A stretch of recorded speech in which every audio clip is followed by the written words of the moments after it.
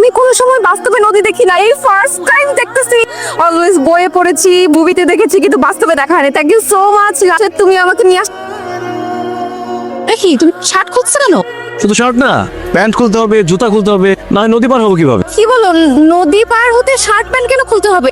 নদী পার হতে তো নৌকা লাগবে বা লঞ্চ লাগবে, এগুলো নাই? না না, আমাদের গ্রামের নদী লঞ্চ নৌকা এসব দিয়ে পার হয় না, হেঁটে হেঁটে পার হতে হয়। কি বলো, এত পানির মধ্যে হেঁটে হেঁটে কিভাবে আমরা নদী পার হবো? কি বলো, এত পানি কোথায় দেখলে? এত অল্প পানি, কোমর পর্যন্ত বা বুক পর্যন্ত হবে। শার্ট প্যান্ট সব খুলে হাতে এভাবে নিয়ে হেঁটে হেঁটে চলে যাবো। না না না না, আমার আমার না পানি খুব ভয় লাগে, আমি এভাবে হেঁটে হেঁটে পার হতে পারবো না। তো তুমি যেতে পারবে না?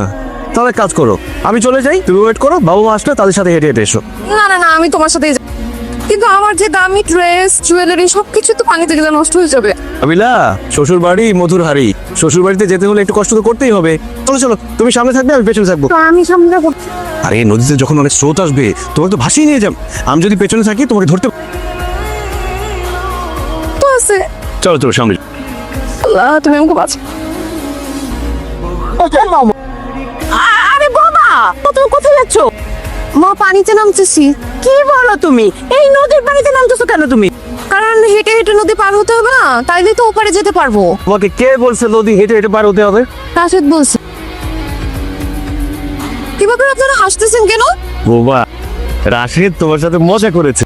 নদী কি হেঁটে পার হওয়া যায় নাকি? আমি নৌকা খবর দিয়েছি। আর রাশেদের বাচ্চা।